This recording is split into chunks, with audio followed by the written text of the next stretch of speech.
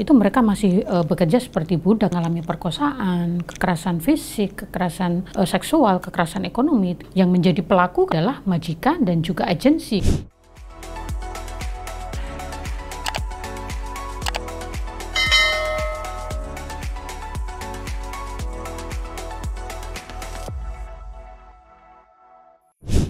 Assalamualaikum warahmatullahi wabarakatuh. Halo teman-teman dan sahabat Edriana di mana saja berada.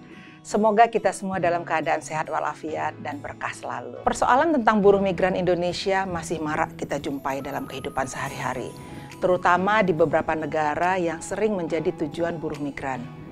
Banyak tenaga kerja Indonesia yang mengalami kekerasan seksual, penganiayaan, sampai kasus perkosaan, sehingga ada yang terancam hukuman mati di negara orang. Pada episode kali ini, Opera, obrolan perempuan, saya kedatangan wanita yang sangat berpengaruh terhadap nasib buruh migran Indonesia, pendiri Migrant Care, organisasi yang secara khusus menangani upaya perlindungan buruh migran di luar negeri, dan juga peraih penghargaan Alison Desforges 2011 dari Human Rights Watch New York, Amerika Serikat, Anis Hidayah.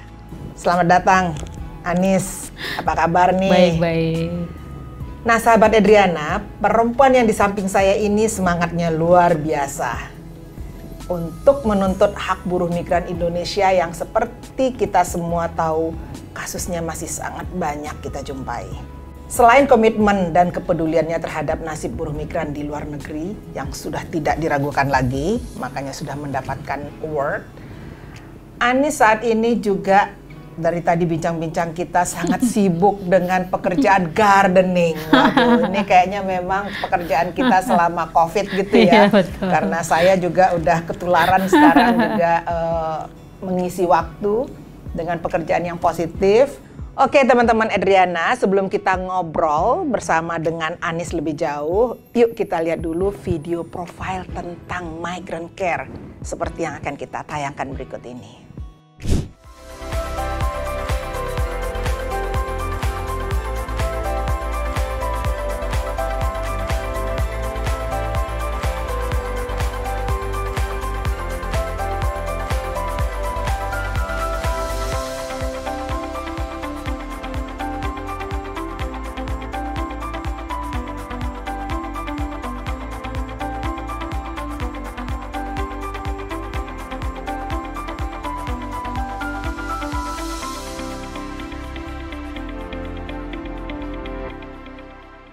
Teman-teman, tadi sudah kita lihat bersama sedikit penjelasan tentang Migrant Care, organisasi yang didirikan oleh Anis dan kawan-kawan.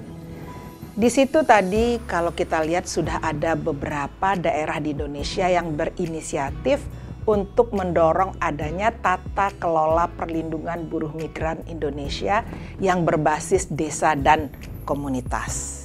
Oke Nis, dalam memperjuangkan hak asasi manusia, kan kamu itu betul-betul luar biasa sebagai pejuang hak asasi manusia.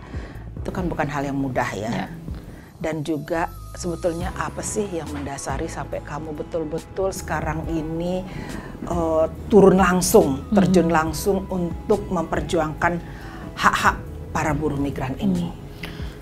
Sebenarnya saya mulai aktif advokasi migran itu sejak masih mahasiswa ya. Jadi waktu saya kuliah di Jember, saya aktif di organisasi kemahasiswaan di Senat, yang itu kemudian menghubungkan saya waktu itu dengan Terminal 9, itu organisasi komunitas di Jember yang mengadvokasi pekerja migran. Dan saat itu saya membaca koran, ada satu berita tentang perempuan, waktu itu disebutnya masih TKW, pulang dari Saudi, orang Jember, tenaga kerja wanita, korban perkosaan, keluarganya sulit menerima, dia tidak digaji, kemudian pulang depresi gitu. Nah, saya ikut serial beberapa diskusi, kemudian dari situ saya seperti didorong ke masa lalu begitu ya, bahwa sebenarnya saya itu lahir dan dibesarkan di kampung di mana mayoritas masyarakat saya itu bekerja ke luar negeri gitu. Jadi kemudian karena saya dari kecil di pesantren ya, hanya sampai SD saja di desa di mana saya lahir. kemudian saya merasa lah ini nggak jauh gitu dari tempat di mana saya lahir dan dibesarkan. Dulu saya main dengan anak-anak yang hanya diasuh oleh kakek dan neneknya karena orang tuanya ke Malaysia, ke Arab Saudi gitu. Dan saya masih ingat lagu-lagu yang banyak di setel dengan tape yang suara sangat kencang di kampung saya itu, Mbak, lagu-lagu Malaysia gitu. Lagunya Amisets gitu-gitu ya. Yang itu tape-nya dibawa langsung sama masyarakat pekerja migran dari Malaysia gitu. Jadi saya seperti pulang kampung begitu. Saya merasa ini kok apa ya, ini bagian dari hidup saya gitu. Lalu kemudian saya mempelajari, saya makin intensif, sering ikut diskusi. Kemudian waktu itu Solidaritas Perempuan lagi bangun cabang-cabang di banyak daerah kan. Saya ikut yang di Jawa Timur. Kemudian itu tahun berapa ya, Nessy? Itu tahun 9, saya mulai belajar isunya 97, saya gabung SP itu 98 kalau nggak salah. Waduh, kita udah abad kesekian ya. udah lama sekali. Iya, jadi waktu itu sama Mbak Tati, sama Mbak Yanti gitu ya. Belajar itu saya gabung di SP. Ya kemudian saya merasa bahwa kebetulan saya sekolah hukum begitu. Saya merasa bahwa kok saya terpanggil ya gitu. Ini isu perempuan, saya perempuan, masyarakat di mana saya lahir dan besar itu juga punya problem yang sekarang saya lagi lihat begitu.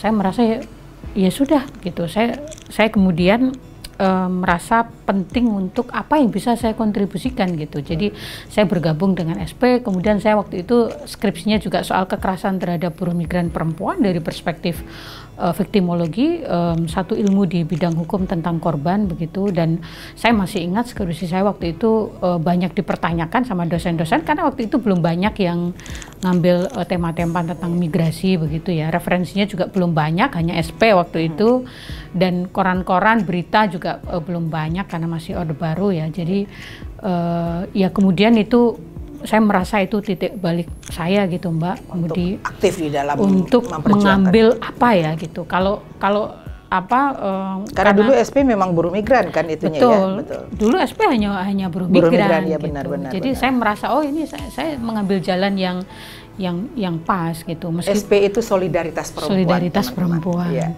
Ya meskipun orang tua saya itu kan pendidik gitu ya, dan menginginkan anaknya semua jadi pendidik gitu. Jadi menginginkan jadi pendidik, tapi saya melihat kok saya kayaknya begitu ini panggilan dan ya sudah. Gitu. Anis, kan kamu tadi mengatakan kampungmu itu kan banyak sekali buruh migran gitu ya, bahwa dari kecil kamu juga banyak sekali melihat buruh migran keluar masuk dari desanya. Terus juga kalau kita lihat ini sekarang ini, kamu tadi mengatakan pertama yang membuat titik balik kamu tuh ketika kamu ada buruh migran yang datang ke pulang kampung, diperkosa, masyarakat nggak terima, keluarga nggak terima, bingung mau kemana mencari bantuannya. Nah sebetulnya apa sih yang mendorong mereka tetap saja pergi ke luar negeri menjadi buruh migran, walaupun mereka tahu nih banyak persoalan-persoalan yang kita dengar ya, ada bahkan hanya nama yang pulang gitu ya, atau pulang sudah cacat karena dia korban kekerasan di sana. Tapi tetap saja ini seperti madu yang seperti dikerubunin oleh madu gitu ya, orang tetap saja berbondong-bondong untuk pergi ke luar negeri. Ya sebenarnya dari kalau melihat pola migrasi dari dulu sampai hari ini itu kan pergeserannya tidak banyak gitu. Jadi pertama tentu soal pemiskinan ya. Bagaimana kemiskinan itu membuat perempuan mengambil peran penting untuk bagaimana tetap survive menyelamatkan ekonomi keluarganya gitu. Sehingga kemudian di sini tidak banyak pilihan karena mayoritas buruh migran sampai hari ini hanya 21% yang lulusan SMA, yang lain juga masih SD dan SMP gitu. Sehingga mereka dan banyak juga yang itu putus sekolah gitu ya di komunitasnya gitu. Sehingga kemiskinan itu menjadi latar besar bagaimana kemudian sampai hari ini itu menjadi pilihan yang terpaksa diambil gitu. Yang kedua soal inequality gitu, ketimpangan. Masyarakat kita ketimpangan luar biasa begitu ya, sehingga itu juga menjadi faktor pendukung. Dan yang lain terutama untuk perempuan itu juga saya kira soal ini, Mbak, kekerasan terhadap perempuan gitu. Korban Jadi, kekerasan gitu ya? Korban kekerasan gitu. Mereka yang berangkat ke luar negeri itu mayoritas mereka yang putus sekolah, kemudian perkawinan usia dini, kemudian menikah menjadi korban KDRT, lari dari kasus itu, kemudian menjadi pekerja migran gitu. Walaupun di luar tidak ada jaminan untuk tidak mendapatkan kekerasan juga. Dan ya. ketika memilih untuk menjadi buruh migran, mereka kembali menjadi korban ketika bekerja. Gitu. Jadi circle-nya adalah circle kekerasan gitu. Sehingga ya fenomenanya teman-teman dulu menyebutnya kan feminisasi migrasi gitu. Nah, tadi kan kamu katakan bahwa ada orang-orang yang memang usianya belum cukup sebetulnya untuk pergi menjadi buruh migran. Dan orang-orang ini yang tadi tidak berpendidikan atau putus sekolah atau tamat SD, tamat SMP, yang mana mereka sebetulnya kan juga belum terlalu paham apa hak-hak yang akan mereka dapatkan ketika mereka bekerja di luar negeri. Makanya banyak sekali kasus-kasus perkosaan. Dan di sana kan mereka juga nggak tahu mau kemana gitu ya kalau menghadapi kasus itu. Sekarang migrant care ketika menghadapi kasus-kasus seperti itu, apa yang dilakukan oleh teman-teman migrant care ketika ada korban-korban? Ini banyak sekali. Saya lihat kamu waktu itu menghiasi media massa menghadapi kasus-kasus tersebut. Sebetulnya bagaimana sih bentuk-bentuk kekerasan yang mereka hadapi di luar sana? Siapa sebetulnya pelaku? Mereka ini korban dari kekerasan yang dilakukan oleh siapa? Iya, mereka banyak mengalami kekerasan berbasis gender. Jadi tadi Mbak Adriana sudah menyebutkan mereka mengalami perkosaan, kekerasan fisik, kekerasan seksual, kekerasan ekonomi, gaji tidak dibayar gitu. Dan latarnya adalah mereka bekerja secara tidak layak gitu. Di banyak negara seperti di Saudi, di Malaysia, itu mereka masih bekerja seperti budak gitu ya, masih 18 jam per hari gitu. Sehingga itu juga memicu bagaimana kemudian mereka makannya tidak layak, tempat tidurnya nggak ada gitu. Majikan-majikan tidak semua menyediakan kamar untuk pekerja rumah tangganya gitu, sehingga banyak video yang kami terima laporan itu teman-teman terpaksa tidur di kamar mandi gitu karena tidak disediakan gitu. Karena kalau tidak tidur di ruang tamu diganggu sama majikannya, kemudian diperkosa gitu. Yang menjadi pelaku kalau di luar negeri adalah majikan dan juga agensi gitu, karena sebelum pekerja migran ke rumah majikan itu kan mereka ditampung dulu di agensi gitu. Di sana juga mereka mengalami perkosaan gitu, kekerasan seksual gitu, dan nggak punya banyak pilihan untuk menolak dan melawan gitu. Jadi kalau riset kita itu kalau secara statistik ya ada sekitar 79 bentuk pelanggaran HAM yang dihadapi perempuan pekerja migran, bahkan tidak hanya ketika mereka bekerja tetapi sebelum berangkat pun mereka sudah mengalami. Nah, sebelum berangkat gitu. Seperti apa tuh kekerasan? Nah, kalau sebelum berangkat mereka sebelum berangkat di penampungan itu mereka sudah mengalami pelecehan seksual gitu. Jadi selama medical check up misalnya baju harus mereka buka, di foto telanjang. Kalau mereka menolak, maka agensi akan mengatakan kamu tidak akan diberangkatkan gitu. Bahkan juga banyak yang dipaksa untuk melayani seksual pemilik agensi gitu ya. Kemudian mereka juga sudah hilang akses komunikasinya dengan keluarga. Kemudian juga jadi seperti menurut kita itu seperti ini Mbak, mengkondisikan situasi di luar negeri gitu.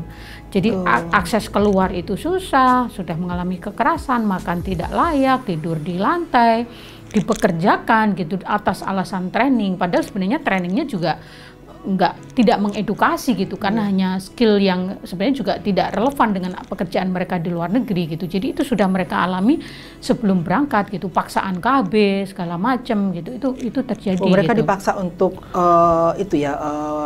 memakai alat kontrasepsi. Betul. Nah, Anis, sebetulnya juga banyak sekali, kan tadi ada anak-anak yang di bawah umur juga yang pergi ya, tamat SD, tamat SMP. Itu gimana untuk menghadirkan dokumennya untuk mereka bisa pergi ke luar negeri? Ya, salah satu hal yang selama ini banyak dilakukan oleh calo itu kan memalsukan dokumen.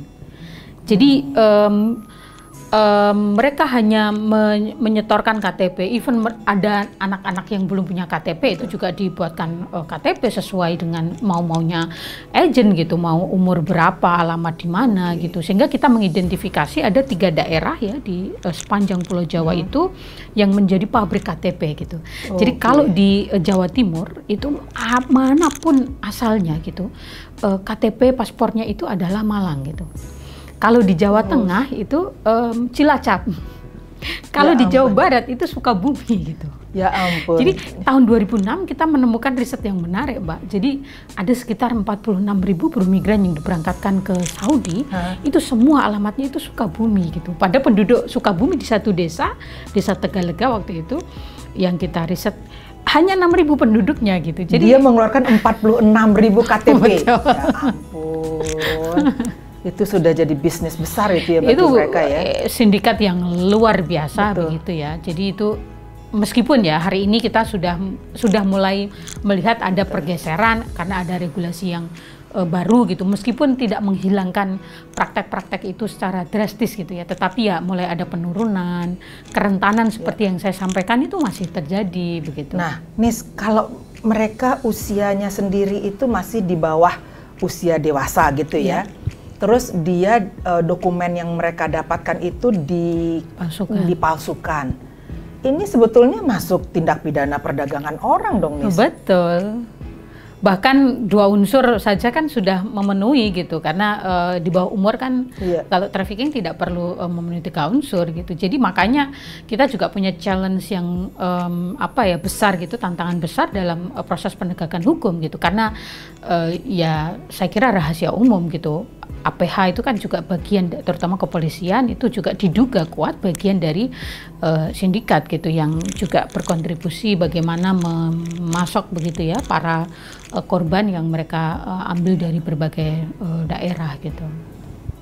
Jadi teman-teman Adriana, saya sampai terpaku mendengarkan ternyata memang pengiriman buruh migran itu berkelindan dengan persoalan-persoalan perdagangan orang. Karena memang mereka dari sebelum berangkat itu sudah mengalami masalah atau mereka sudah dililit oleh masalah. Belum lagi saya dengar bahwa untuk mengurus dokumen mereka harus dianggap berhutang gitu ya. Jadi mereka sudah mulai berhutang dari awal sehingga uang-uang atau gaji yang mereka dapatkan itu udah mulai dikurang-kurangin untuk membayar hutangnya. Betul. Gitu ya. Belum nanti medical check up-nya, nanti penginapannya di sini dianggap itu terhutang semua. Betul. Gitu ya. Oke, teman-teman sekalian, sebetulnya ini sejauh mana sih Migrant Care ini berhasil membangun kesadaran masyarakat akan fenomena atau realita tadi untuk memalsukan dokumen-dokumen. Jadi persoalan sebelum keberangkatan ini loh, ini kan harus memberikan penguatan kepada masyarakat, informasi kepada masyarakat bahwa ada hal yang salah dalam pengiriman tenaga kerja wanita. Migrant Care sejak 2013-2014 itu kan mencoba mengubah strategi advokasi gitu. Kalau dulu kan kita fokus ke advokasi legislasi di tingkat nasional. Nah kemudian kita melihat bahwa ada hal yang sangat urgent, bagaimana mendorong pemerintah itu melakukan upaya perlindungan sejak di tingkat pertama di mana buruh migran berasal gitu dari desa. Karena di sanalah kan para sindikat itu bergerak, masyarakat itu tidak banyak tahu gitu. Makanya kita mulai melakukan pengorganisasian di komunitas-komunitas, membangun desa peduli buruh migran, bekerja sama dengan aparat pemerintah desa, dan itu kita memanfaatkan momentum ketika pemerintah mengesahkan undang-undang desa gitu Mbak. Jadi kemudian Desbumi itu sebagai instrumen gitu ya yang kita dorong untuk semacam membangun layanan gitu, membangun services di tingkat di mana pekerja migran itu ada dan mereka mulai direkrut, mereka akan berangkat gitu, sehingga desa kemudian punya komitmen gitu untuk menyediakan layanan, memberikan informasi, mendata warganya, mengalokasikan anggaran karena desa kan punya anggaran desa gitu. Kemudian juga menangani kasus gitu. Kalau dulu kan pemerintah desa itu bagian dari calo gitu ya, bagian dari sindikat. Mereka tahunya kalau ada warganya yang di luar negeri, kalau ada koran, kalau ada TV yang menyiarkan ini ada orang meninggal, ini ada yang diperkosa, ini ada yang dihukum mati gitu. Nah itu kita coba balik gitu, justru kita dorong semua itu harus diketahui sejak dari desa gitu. Nah sejak itu disambut baik, kita dorong perdes, kita dorong ada anggaran. Ternyata itu cukup efektif begitu ya, membangun edukasi yang lebih terinstitusionalisasi dan kemudian direplikasi oleh pemerintah sejak tahun 2016 Mbak dalam bentuk Desmigratif, desa migran produktif gitu. Jadi mendorong pola atau tata kelola migrasi yang berbasis layanan sejak dari desa, dan pada 2017 itu kemudian juga dituangkan dalam Undang-Undang 18 tahun 2017 tentang pelindungan buruh migran, yang itu merupakan revisi dari undang-undang sebelumnya gitu, yang tidak pernah ada peran desa itu harusnya seperti apa kemudian menjadi ada gitu. Nah, Anis, kalau kita lihat sebetulnya apa yang dilakukan oleh Migrant Care tadi kan luar biasa ya, memberikan edukasi sejak dari pengiriman. Ya. Karena sindikasi pengiriman yang tadi bagaimana dokumen diterbitkan atau pemalsuan dokumen, itu kan memang sindikat itu pasti dilakukan baik oleh agen maupun oleh perangkat-perangkat desa atau juga oleh orang yang berwenang untuk itu gitu ya. Nah sekarang sebetulnya kalau buruh migran tersebut menghadapi masalah, kalau dulu saya lihat tuh ada satu penampungan yang waktu itu kalau saya nggak salah ada Bapak Menterinya datang untuk panjat pagar gitu ya, melihat ada sebuah penampungan yang di dalam tuh udah kayak ikan pepes, banyak sekali buruh migran di situ gitu ya. Nah kalau seandainya buruh migran itu sudah tahu bahwa dia sudah ada hal yang tidak benar dalam sebelum berangkat nih, pra keberangkatan aja, bagaimana mereka meminta pertolongan sebetulnya? Gimana sih untuk lari dari situasi seperti itu? Karena ini ada sindikat sebetulnya. Nah, sebenarnya sekarang sudah ada banyak kemajuan ya Mbak yang dilakukan pemerintah gitu, meskipun tahapannya ya pelan sekali gitu. Yang dorong kadang-kadang nafasnya juga agak tersengal-sengal gitu. Jadi sudah banyak instrumen yang kemudian dibangun oleh pemerintah merespon isu itu gitu. Jadi misalnya Kementerian Luar Negeri mereka punya portal perlindungan WNI. Itu pekerja migran dimanapun mereka berada itu bisa mengadu secara online melalui portal itu. Kemudian BP2MI, Badan Perlindungan Pekerja Migran, itu punya call center 1.800 yang itu juga bisa diakses teman-teman pekerja migran ketika mereka menghadapi masalah. Kemudian perwakilan kita di seluruh negara itu kan juga ada call centernya, mayoritas yang ada pekerja migrannya. Kemudian Migrant Care sendiri juga bisa diakses begitu ya di Facebook, di Facebook kita, di Instagram, di Twitter. Sehari-hari kita terima laporan teman-teman dari berbagai negara ketika mereka menghadapi masalah. Di sisi lain Kemenlu juga punya namanya aplikasi Safe Travel. Itu ada panic button-nya yang bisa dipencet oleh teman-teman ketika mereka ada dalam situasi darurat, nggak tahu harus meminta pertolongan kemana gitu. Tetapi sayangnya sekali lagi apa yang saya sampaikan tadi, instrumen-instrumen itu baru diaksesnya sebagian kecil pekerja migran kita, belum seluruhnya gitu. Tetapi setidaknya itu ada beberapa progres yang dilakukan oleh pemerintah gitu. Meskipun ya sampai hari ini mereka yang melapor itu saya kira belum lebih dari 40% dari korban yang mengalami banyak hal situasi sulit ketika mereka bekerja gitu. Karena kalau kita lihat Anis ya, umpamanya kalau saya kebetulan naik pesawat dari luar negeri ke Indonesia gitu ya, itu banyak sekali menghadapi pertama buruh migrannya itu sudah di pesawatnya juga sudah panik, baik dari luar negeri ke Indonesia maupun dari Indonesia ke luar negeri gitu ya, atau mereka bingung ngisi form-formnya gitu ya. Jadi sebetulnya sebelum pergi, apakah mereka tidak dibekali gitu ya informasi-informasi yang basic, informasi basic tersebut, umpamanya tentang mengisi formulir-formulir, mengisi keimigrasian gitu ya, atau hak-hak kalau mereka menghadapi masalah, kemana mereka harus pergi, apa yang harus mereka lakukan. Karena banyak sekali kita dengar di luar negeri itu buruh-buruh migran kita ini yang terancam sampai hukuman mati gitu ya. Ini kan sering sekali kita lihat di media massa. Jadi sebetulnya siapa sih yang harus bertanggung jawab untuk memberikan pendidikan tentang hak-hak atau apa yang bisa mereka lakukan ketika menghadapi masalah tersebut? Di bawah undang-undang yang baru, Undang-Undang 18 2017, itu kan ada pergeseran yang luar biasa.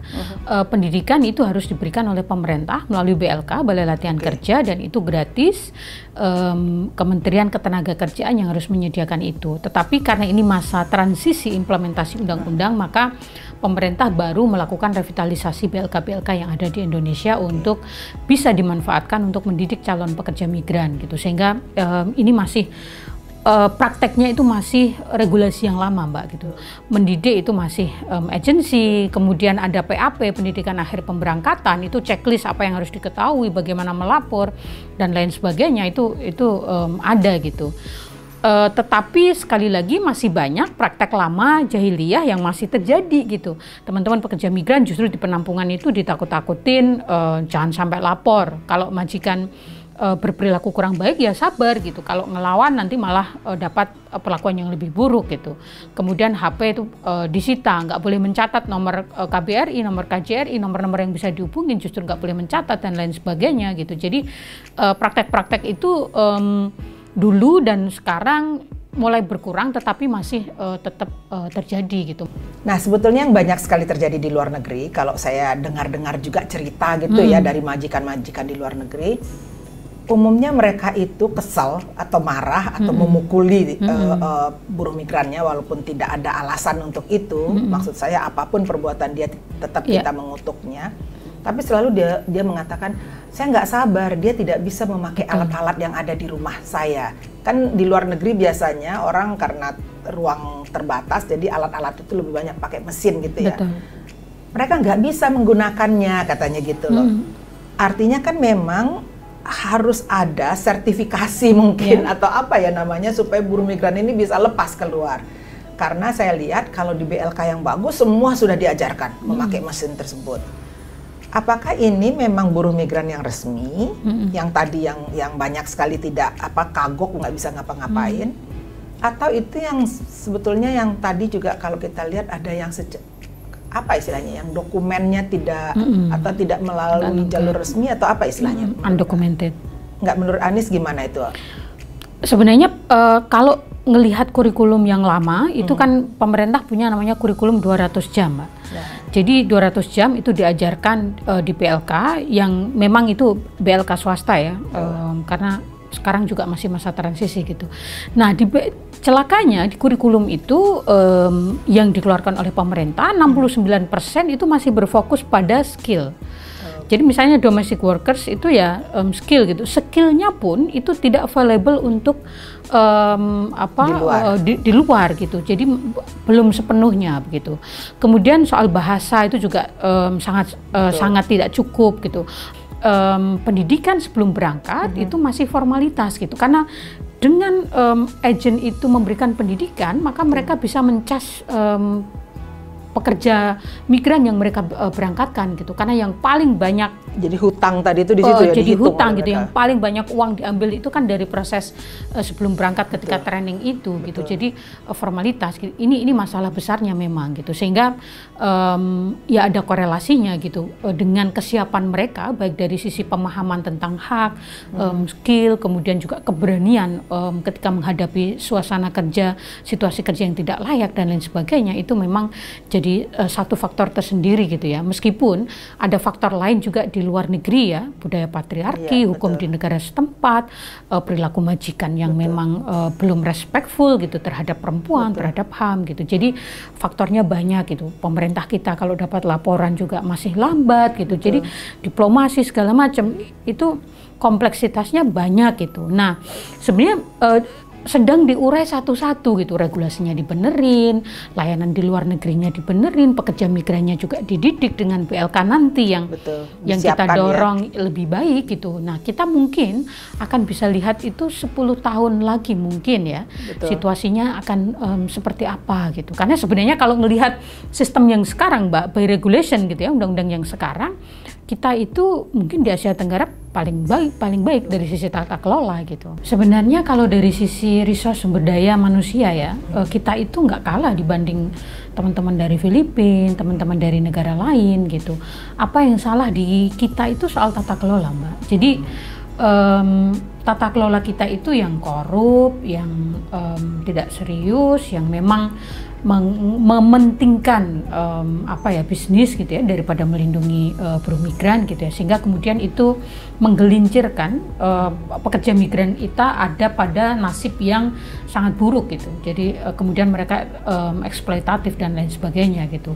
Nah sebenarnya sekali lagi gitu ya, saya masih punya optimisme begitu, meskipun panjang ininya. Undang-undang yang baru itu memberi ruang, kalau yang punya otoritas itu serius menegakkan undang-undang ini, saya yakin gitu bahwa pekerja migran nasibnya yang kita impikan dari dulu itu bisa berubah gitu.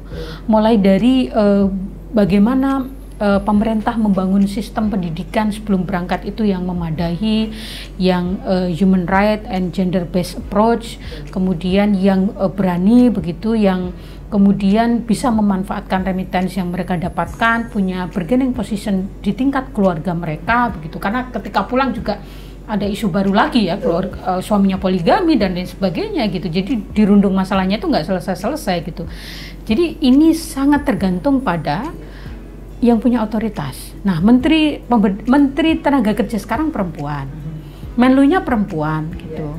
Kepala BP2 ini saya lihat juga punya komitmen gitu. Nah, kita sebenarnya pengen lihat nih 4 tahun terakhir masa jabatan mereka, bagaimana menjadikan hukum yang ada ini, undang-undang yang baik ini gitu sebagai instrumen untuk menghilangkan gitu praktek-praktek yang korup, yang eksploitatif, yang lama-lama itu diganti dengan yang layanan services yang baru gitu, yang sekarang mulai ada gitu di tingkat kabupaten, di tingkat provinsi mulai ada LTSA, layanan terpadu satu atap, di tingkat desa ada layanan desa, kemudian di perwakilan ada reformasi, meskipun ya tantangannya masih banyak sekali, terutama soal gender perspektif itu belum terinternalisasi dalam seluruh layanan yang ada gitu Mbak. Jadi menurut saya tinggal keberanian orang-orang yang megang kekuasaan ini mau nggak gitu, dan itu juga harus dari presidennya gitu. Nah, jadi sebetulnya memang bagaimana kebijakan itu dari atas sampai ke bawah gitu kan ya. Karena kalau kita lihat sekarang gitu ya, persoalan buruh migran yang memang carut marut, tapi di sisi lain kalau kamu tadi mengatakan remittances-nya mereka, sumbangan mereka terhadap devisa negara ini kan luar biasa gitu ya, besar sekali, banyak sekali orang yang menikmati hasil dari kerja buruh migran ini. Jadi dari sebelum berangkat, ketika di daerah tujuan, sampai ketika mereka pulang, mereka menghadapi berbagai persoalan eksploitasi.